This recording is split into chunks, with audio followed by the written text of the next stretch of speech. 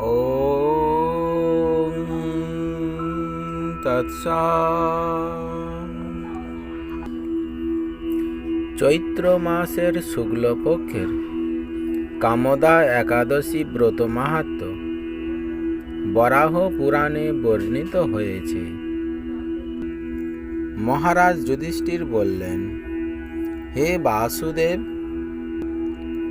আপনি কৃপা করে আমার কাছে চৈত্র মাসের শুক্লপক্ষের একাদশীর মহিমা কীর্তন করুন। শ্রীকৃষ্ণ বললেন, হে মহারাজ, এই একাদশী ব্রত সম্পর্কে এক বিচিত্র কাহিনী বর্ণনা করছি। আপনি তা এক মনে শ্রবণ করুন। পূর্বে মহর্ষি বশিষ্ঠ মহারাজ দিলীপের কৌতূহল নিবারণের জন্য এই ব্রত কথা কীর্তন করেছিলেন। ঋষি বশিষ্ঠ বললেন, হে মহারাজ, চৈত্র মাসের শুক্লপক্ষের একাদশীর নাম কামদা। এই তিথি সর্বপাপনাশক ও পুণ্যদায়িনী। পূর্বকালে মনোরম নাগপুরে স্বর্ণনির্মিত গৃহে বিষধর নাগেরা বাস করত। তাদের রাজা ছিলেন পুণ্ডরিক।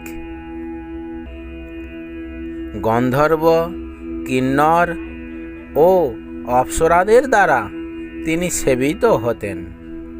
সেই পুরী মধ্যে অপ্সরা শ্রেষ্ঠ ললিতা ও ললিত নামে গন্ধর্ব স্বামী স্ত্রী রূপে ঐশ্বর্যপূর্ণ এক গৃহে পরম সুখে দিন যাপন করতেন।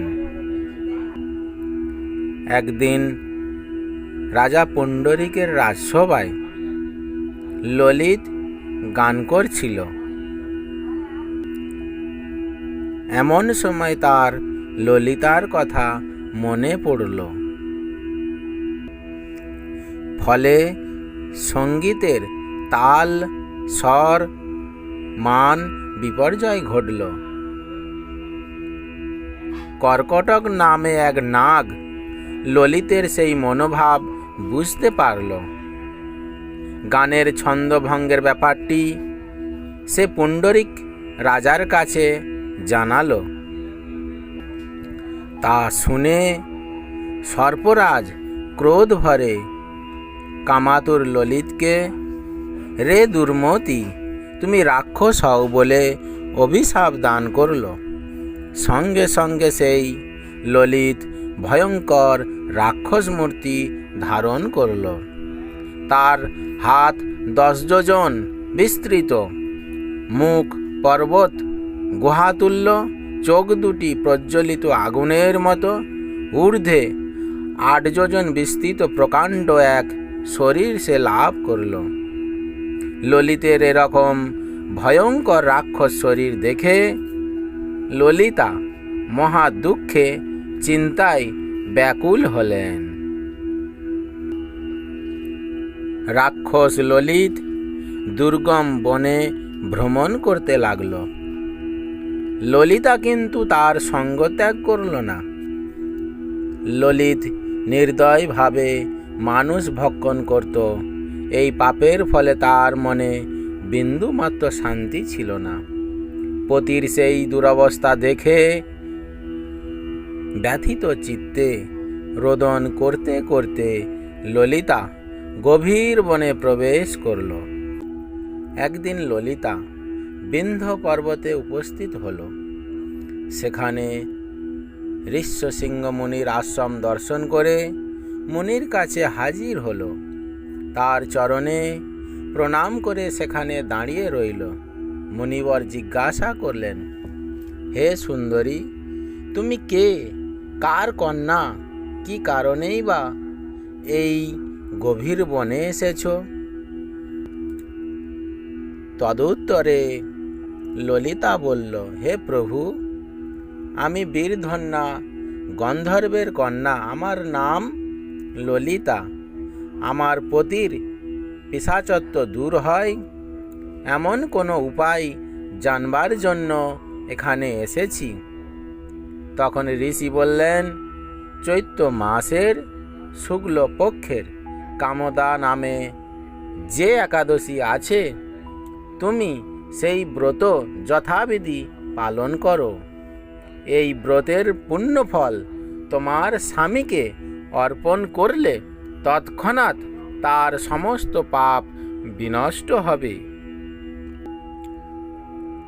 বশিষ্ঠ ঋষি বললেন, হে মহারাজ দিলীপ, মুনির কথা শুনে ললিতা আনন্দ সহকারে কামদা একাদশী পালন করল। তারপর ব্রাহ্মণ ও বাসুদেবের সামনে পতির উদ্ধারের জন্য আমি যে কামদা একাদশী ব্রত পালন করেছি, তার সমস্ত ফল আমার পতির উদ্দেশ্যে অর্পণ করলাম। এই পুণ্যের প্রভাবে তার পিশাচত্ব দূর হোক। এই কথা উচ্চারণ করা মাত্রই ললিত সাপ মুক্ত হয়ে দিব্য দেহ প্রাপ্ত হল। পুনরায় গন্ধর্ব দেহ লাভ করে ললিতার সাথে সে একত্রে মিলিত হল। তারা বিমানে করে গন্ধর্ব লোকে গমন করল। হে মহারাজ দিলীপ, এই ব্রত যত্ন সহকারে সকলেরই পালন করা উচিত। এই ব্রত ব্রহ্মহত্যা, পাপ বিনাশক এবং পিশাচত্ব মোচনকারী। এই ব্রত কথা শ্রদ্ধাপূর্বক পাঠ ও শ্রবণে বাজপেয় যজ্ঞের ফল লাভ হয়। জয় কামদা একাদশী মাহাত্ম্য কি জয়।